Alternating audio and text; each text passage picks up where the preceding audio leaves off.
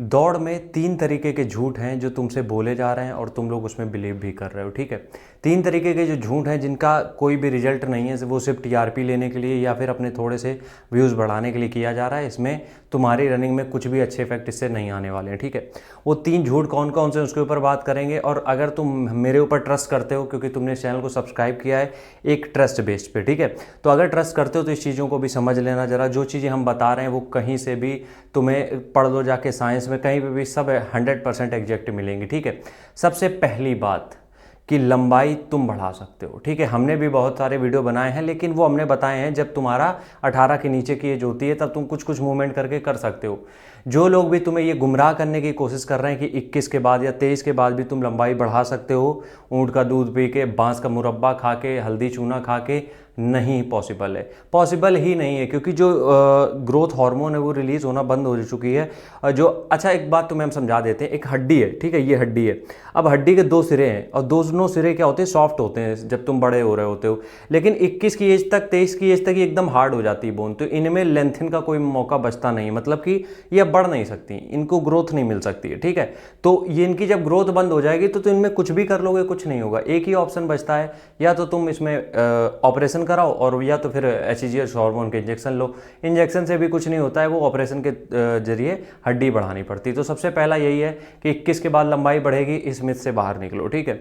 दूसरी चीज, दूसरा पॉइंट यहाँ पे ये है कि रनिंग में जो कोई भी तुम्हें ये समझाने की कोशिश कर रहा है कि इस इंजेक्शन से, इस टैबलेट से तुम्हारा टाइमिंग आ जाएगा, इस रेस से तुम्हारा ये चीज़ें हो जाएंगी, नहीं होने वाला है। अब देखो होता क्या है, इंजेक्शन आते हैं, वो आते हैं टेस्टो बूस्टर, तुम्हारा टेस्टोस्टेरोन बढ़ाते हैं। और हमने कितने ही सारे वीडियो बना दिए हैं तुम लोगों के लिए कि तुम टेस्टोस्टेरोन बढ़ा सकते हो नेचुरली, होम बेस्ड डाइट के हिसाब से ही। जो भी तुम अपने घर पे डाइट लेते हो उस डाइट से भी तुम अपना स्टेमिना बढ़ा सकते हो। ये हमने कई बार वीडियो में बताया है, ठीक है।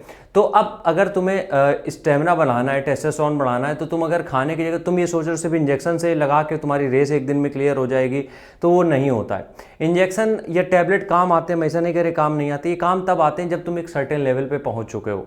अब मान लो तुमने 2 साल रगड़ के रनिंग करी है, लेकिन फिर भी तुम्हारे वो चीज़ें नहीं मिल पा रही जो तुम्हें चाहिए, तब तुम यूज़ करते हो, वो भी डॉक्टर की निगरानी में, या हो सकता है कि कोई सर्टिफाइड ट्रेनर हो उसकी निगरानी में। खुद से चीज़ें करने लगोगे, साइड इफेक्ट आएंगे, मर जाओगे, ठीक है।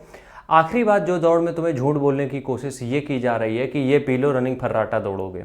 अब हमने भी, एक तो हम अपने आप को ही रोस्ट करेंगे इसमें, क्योंकि हमने भी 1-2 वीडियो बना दिए थे, लेकिन ऐसा नहीं है। कोई भी ऐसा सप्लीमेंट अगर तुम लेते हो जो तुमसे ये बताया जा रहा है, पब्लिश किया जा रहा है कि इसको लेके फर्राटा दौड़ोगे, कुछ लोग तो ये बोल देते हैं ब्लैक कॉफ़ी पी लो फर्राटा दौड़ोगे, नहीं होने वाला है। तुम चाहे कुछ भी पी लो, फर्राटा जो रनिंग की बात आती है, जो कॉन्सेप्ट होता है, वो कभी सही नहीं होता है, वो उससे हो ही नहीं सकता है कुछ। क्यों? क्योंकि क्या होता है, रनिंग में जो तुम स्पीड चाहिए होती है तुम्हें, वो 6 महीने की प्रैक्टिस से आती है, 1 साल की प्रैक्टिस से आती है।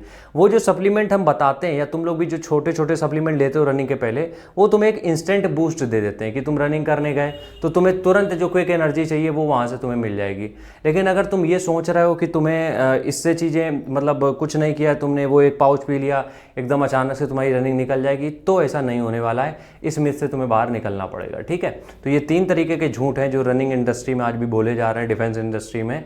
तुम लोग इससे दूर रहोगे, ज़्यादा बेहतर है। राम राम, जय हिंद।